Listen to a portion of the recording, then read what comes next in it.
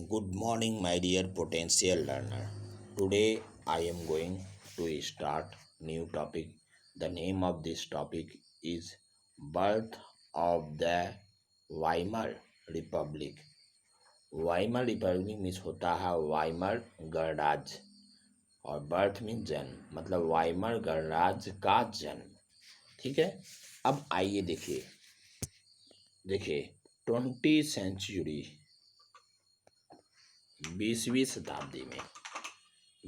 शताब्दी की जब शुरुआत हुई तो उस समय जर्मनी का हिटलर जो था वह जर्मन का था। तो वह जर्मनी का क्या था, डिक्टेटर था, तानाशाह था।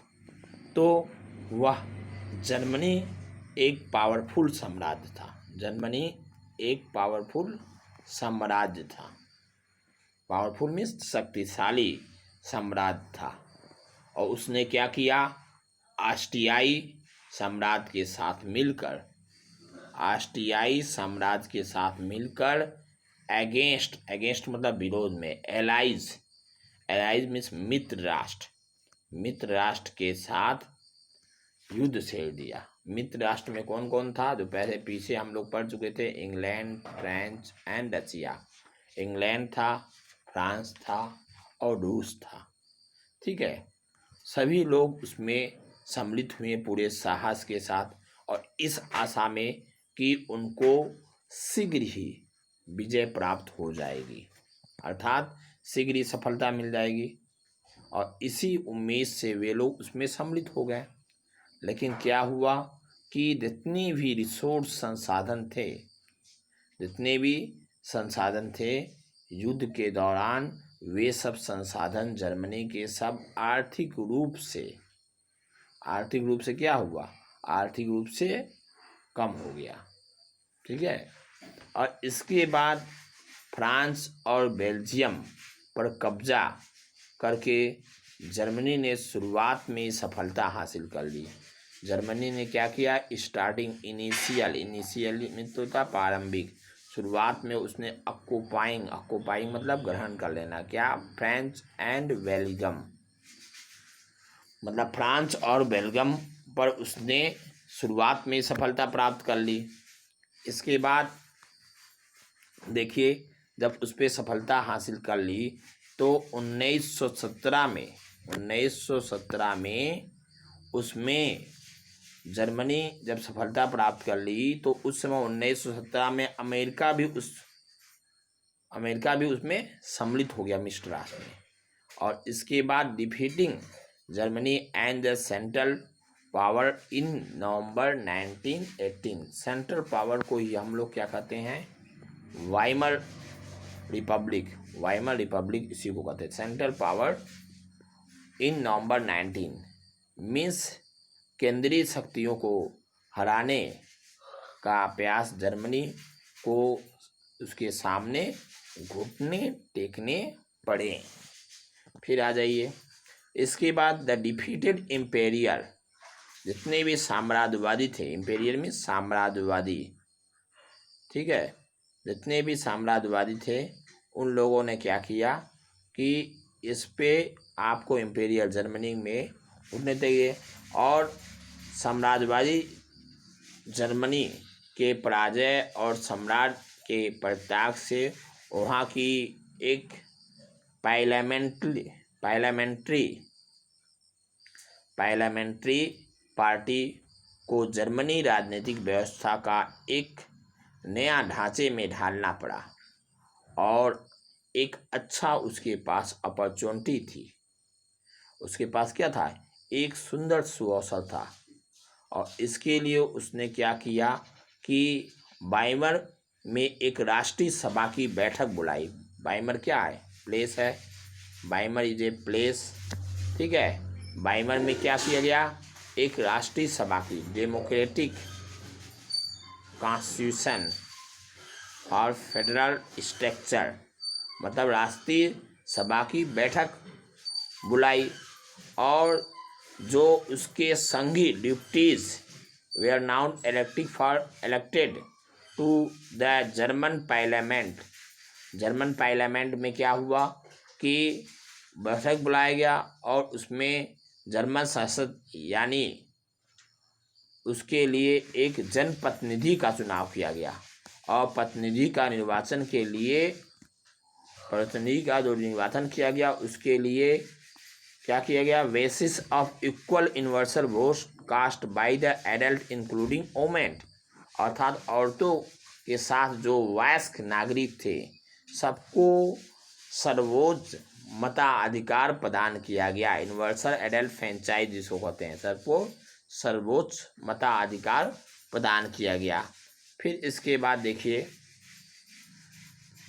फिर यह बताया जा रहा है कि this Republic how ever not receive, लेकिन यह जो गणराज्य खुद जर्मनी के ही बहुत सारे लोग on people largely because at the term it was forced to accept after, बहुत सारे लोग इसमें आ गए। इस वजह से यही हुआ कि प्रथम विश्व युद्ध के दौरान, फर्स्ट वर्ल्ड वॉर के दौरान द पीस ट्रीटी, तो उस समय एक पीस थी, पीस मतलब शांति की एक समझौता हुई, शांति समझौता जिसको कहा था वह हुआ, ठीक है। पराजय के बाद क्या हुआ, विजय देश ने उस पर बहुत सारे कंट्रोल अधिकार अपना आजमाइश कर लिया, अधिकार कर लिया।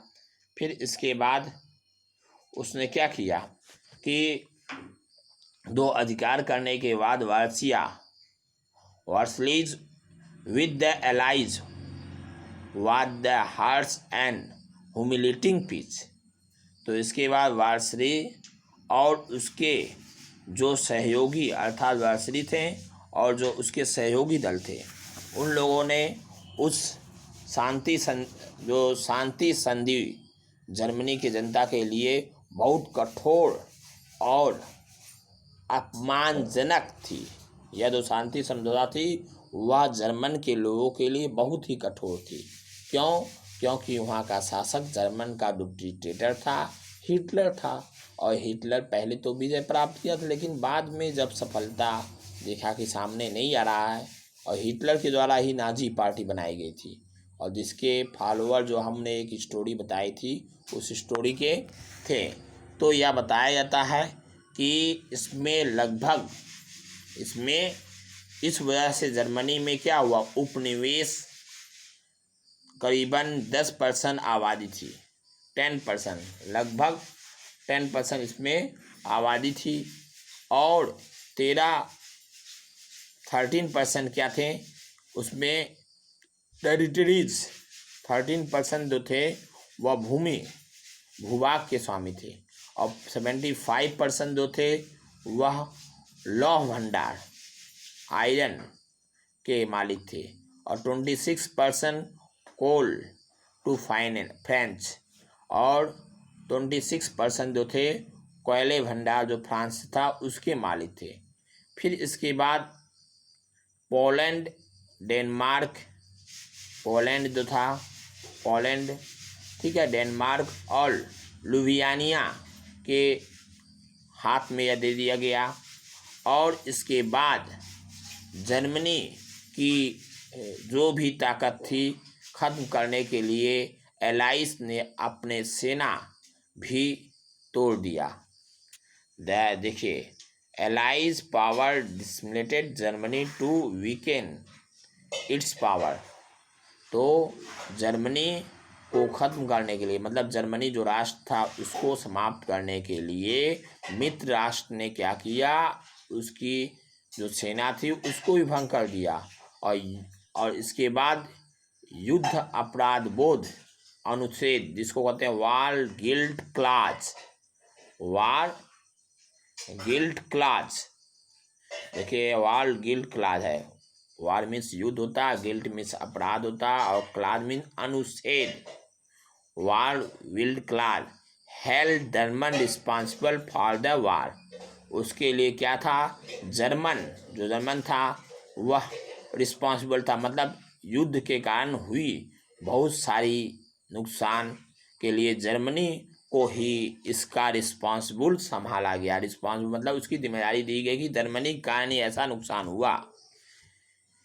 इस वजह से उन पर 6 अरब पौंड का जुर्माना लगाया गया, $6 बिलियन, अमाउंटिंग $6 बिलियन। 6 अरब का जुर्माना लगाया गया। और इसके बाद the allied आर्मीज also occupy the resource rich. Allied जो आर्मी थे उन लोगों ने क्या किया कि 6,000 पर जुर्माना लगाने के बाद खनिज संसाधन वाले लाइनलैंड पर भी 20 के 10 से अधिकतर मित्र राष्ट्रों पर कब्जा रहा। बहुत सारे जर्मनों ने केवल इस हार के लिए बल्कि वर्सिया में हुए इस अपमान के लिए वाइमर गणराज्य को ही जिम्मेदार ठहराया। इसके लिए किसको? उन लोगों ने German held a new Weimar Republic responsible for only the defeat in war but disgrace in Versailles. मतलब वार्सियल में इसके लिए क्या किया गया? मतलब यह कहने का अर्थ है कि हिटलर तो अपने आप में एक फेमस डिक्टेटर था और उसकी फेमस इतनी डिक्टेटर था कि वह वहाँ से डेमोक्रेसी जर्मन से समाप्त करके डिक्टेटरशिप ला दिया, तानाशाही ला दिया। और इसके बाद उसको यह पूरा विश्वास था कि वह जो एलाइज है उस पर कैप्चर कर लेगा, कब्जा कर लेगा। और उस पर कब्जा करने के लिए उसने क्या विभिन्न प्रकार के प्रक्रियाओं को भी अपनाया। लेकिन वे सब जो प्रक्रिया प्रोसेस थे वे वर्थलेस हो गए। और अंत में परिणाम क्या निकला? रिजल्ट यह निकला कि जर्मन को उनके सामने, मित्र राष्ट्र के सामने घुटने टेकने पड़े। और वह घुटने टेकने के कारण उसे विभिन्न प्रकार के प्रॉब्लम्स क्रिएट हुए। और उस प्रॉब्लम्स के कारण उसने इसको विभिन्न चीज़ में इन्वॉल्व कर दिया।